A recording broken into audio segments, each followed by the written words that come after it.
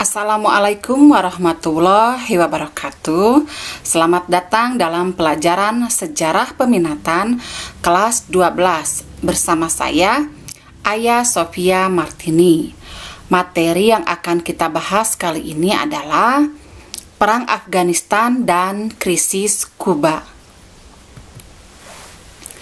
Perang Afghanistan yang akan kita bahas adalah perang antara Uni Soviet melawan Afghanistan. Merupakan masa 9 tahun ketika Uni Soviet berusaha mempertahankan pemerintahan Marxis-Lenin di Afghanistan, yaitu Partai Demokrasi Rakyat Afghanistan, menghadapi Mujahidin Afghanistan yang ingin menggulingkan pemerintahan.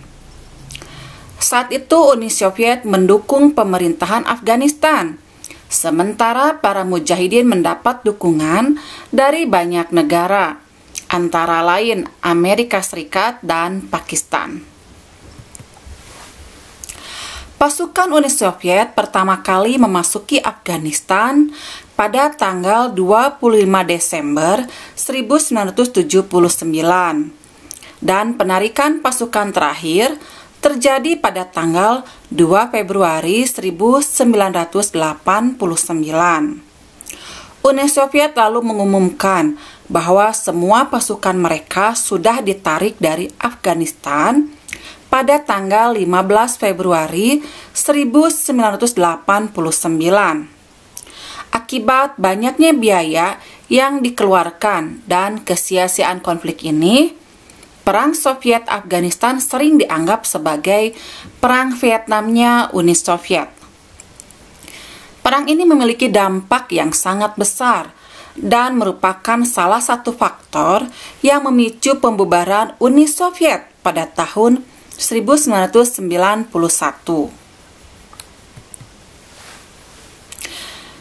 Sebelumnya, untuk memahami konflik di Afghanistan, kita akan bahas dulu mengenai Revolusi Saur. Revolusi Saur adalah revolusi yang terjadi di negara Afghanistan, yaitu saat itu Muhammad Zahir Shah berkuasa dari tahun 1933 sampai 1973. Keponakan Zahir, yaitu Muhammad Daud Khan, menjadi Perdana Menteri Afghanistan dari tahun 1953 sampai 1963. Pada tahun 1967, Partai Demokrasi Rakyat Afghanistan terbagi menjadi dua faksi yang saling bersaing, yaitu faksi Halq yang dikepalai oleh Nur Muhammad Taraki dan Hafizullah Amin, dan faksi Parcham yang dipimpin oleh Babrak Karmal. Kemudian Perdana Menteri Daud mengambil alih kekuasaan pada tanggal 17 Juli 1973. Akibatnya muncul perlawanan dari faksi-faksi di Partai Demokrasi Rakyat Afghanistan. Kemudian konflik ini diperparah dengan munculnya kematian misterius anggota Partai Demokrasi Rakyat Afghanistan, yaitu Mir Akbar Haibar, sehingga membuat partai itu juga memanas dari dalam. Hal ini kemudian memicu demonstrasi anti Daud di Kabul dan mengakibatkan penangkapan atas beberapa pemimpin penting Partai Demokrasi Rakyat Afghanistan. Pada tanggal 27 April 1978, Partai Demokrasi Rakyat Afghanistan menggulingkan dan menghukum mati Daud beserta anggota keluarganya. Lalu kemudian Nur Muhammad Taraki sebagai Sekjen Partai Demokrasi Rakyat Afghanistan menjadi Presiden Dewan Revolusi dan Perdana Menteri negara yang baru, yaitu Republik Demokratik Afghanistan. Tetapi kemudian seusai Revolusi Saur, terbagi menjadi beberapa faksi pemerintahan tersebut, yaitu faksi Halq yang dipimpin oleh Presiden Taraki dan Wakil Perdana Menteri Hafizullah Amin melawan pemimpin-pemimpin Parcham seperti Babrak Karmal dan Muhammad Najibullah. Hal ini menimbulkan konflik di Afghanistan dan ternyata berakibat terhadap pengasingan, penghukuman mati, dan pembersihan anggota-anggota Parcham. Partai Demokrasi Rakyat Afghanistan menerapkan program reformasi bergaya Soviet yang sayangnya dianggap bertentangan dengan Islam oleh kelompok konservatif.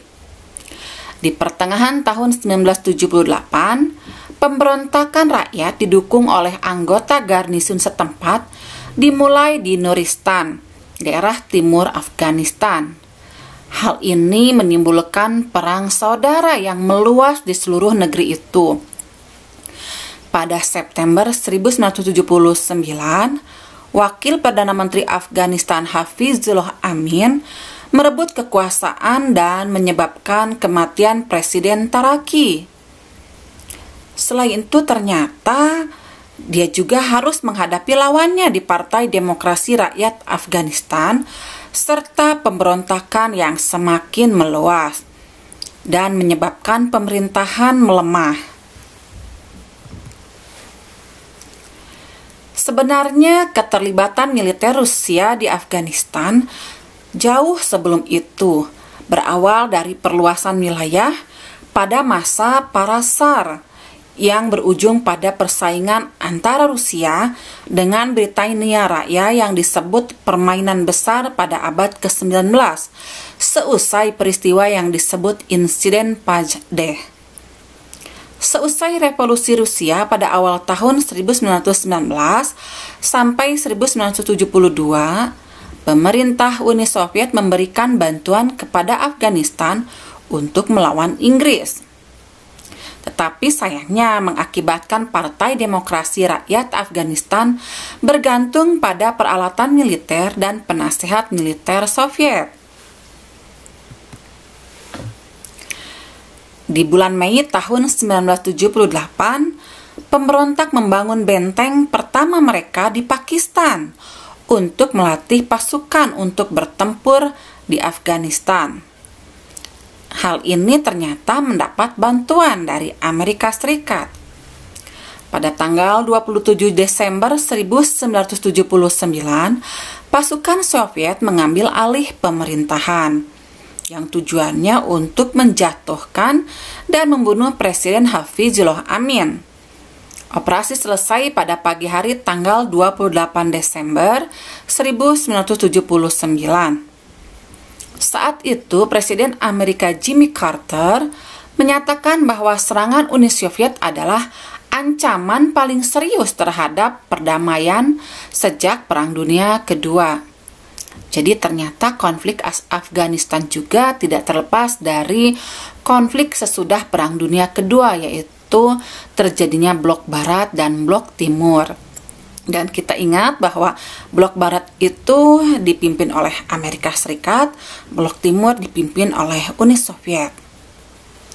Kemudian Menteri Luar Negeri Organisasi Konferensi Islam menyesalkan masuknya Uni Soviet ke Afghanistan dan menuntut mundurnya pasukan Soviet dari Afghanistan pada pertemuan darurat di Islamabad tanggal 10 Januari sampai 14 Januari 1980.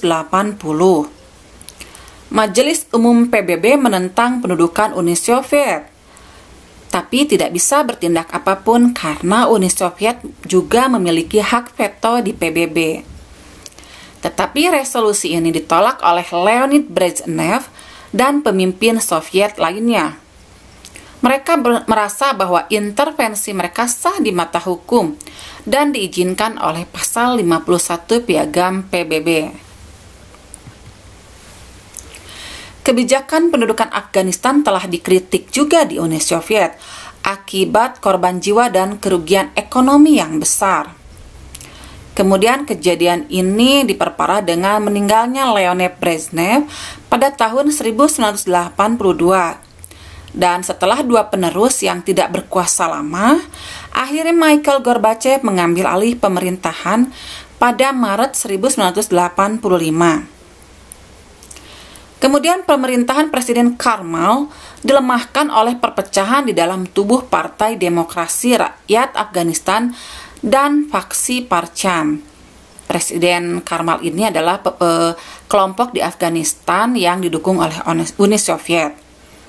Kemudian pada bulan November tahun 1986, Muhammad Najibullah, Kepala Polisi Rahasia Afghanistan atau KHAD, dipilih sebagai presiden dan menerapkan kebijakan rekonsiliasi nasional pada tahun 1987 yang dirancang oleh para ahli dari Partai Komunis Uni Soviet. Tetapi di tahun 1988, pemerintah Pakistan dan Afghanistan dengan pemerintah Amerika Serikat dan Uni Soviet melayani sebagai penjamin, menandatangani persetujuan yang mengakhiri perselisihan di antara mereka yang disebut Persetujuan Jenewa. Dan kemudian pada tanggal 27 Juli 1987, Uni Soviet mengumumkan penarikan pasukan dari Afghanistan. Dan pada tanggal 15 Februari 1989, pasukan Soviet yang terakhir meninggalkan Afghanistan. Demikian tadi sekilas konflik di Afghanistan. Sengaja kita pilih hanya sedikit untuk keperluan pembelajaran kali ini. Sekarang kita akan bahas mengenai krisis Kuba, yaitu yang terjadi pada tanggal 14 sampai 28 Oktober 1962, yaitu blokade Laut Kuba berakhir 20 November 1962. Lokasi krisis Kuba ini adalah di Kuba, Laut Karibia. Hasilnya, pelucutan rudal nuklir Uni Soviet dari Kuba, pelucutan rudal nuklir Amerika Serikat dari Turki dan Italia, perjanjian dari Uni Soviet bahwa Amerika Serikat tidak akan menginvasi Kuba tanpa provokasi langsung, serta kemudian memanasnya hubungan antara Amerika Serikat dengan Uni Soviet, dan menguatnya posisi Fidel Castro sebagai pemimpin Kuba. Kenapa krisis Kuba ini dianggap sangat penting? Karena kita bisa lihat dari peta yang ada di bawah saya ini. Di situ posisi Kuba ternyata sangat strategis. Jadi ketika misalnya Uni Soviet memiliki pangkalan militer dan memiliki rudal yang jangkauannya sangat luas, maka dikhawatirkan bisa menghancurkan negara Amerika Serikat. Kalian lihat di bawah itu bagaimana jangkauan misil atau rudal di Kuba itu bisa sampai ke Los Angeles, Seattle, dan kota-kota penting lainnya yang ada di Amerika Serikat. Nah, inilah yang kemudian disebut dengan istilah krisis.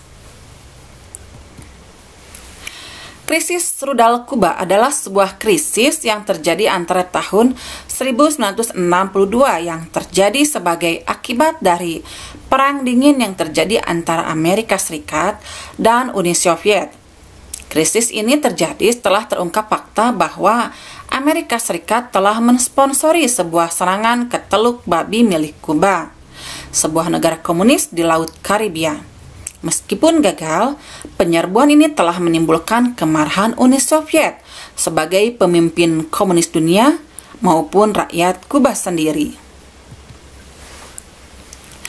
Pada bulan September 1962, Nikita Khrushchev, Perdana Menteri Uni Soviet, menyatakan kepada Presiden Amerika Serikat John F. Kennedy bahwa setiap serangan berikutnya terhadap Kuba akan dinilai sebagai tindakan perang. Tidak lama kemudian, Uni Soviet segera menempatkan rudal-rudal berukuran sedang yang dilengkapi dengan hulu ledak nuklir di Kuba. Rudal-rudal tersebut mengancam Amerika Serikat karena kemampuan merusaknya yang dapat menghancurkan sebuah kota besar dalam waktu singkat setelah diluncurkan. Pada tanggal 22 Oktober 1962, Kennedy muncul di muka publik dan menuntut Uni Soviet untuk menarik rudal-rudalnya, atau Amerika Serikat akan menyerang Kuba. Maka dimulailah minggu-minggu yang dikenal dengan sebutan krisis rudal Kuba ini.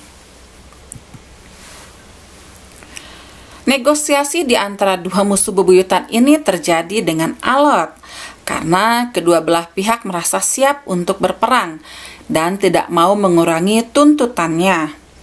Kapal-kapal perang Amerika mengepung Kuba untuk memaksa sebuah karantina terhadap semua pelayaran milik Kuba. Pesawat-pesawat pengebom mencari posisi di Florida dan bersiaga menghadapi serangan udara.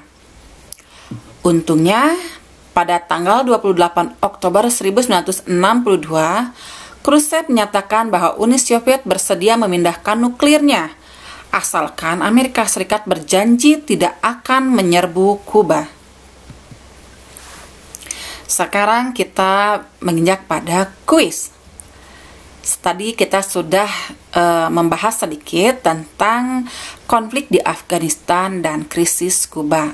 Nah, sekarang sebagai warga negara Indonesia, kita harus bisa mengambil sikap positif terhadap peristiwa sejarah yang terjadi di luar negeri untuk menjadi pelajaran bagi kita.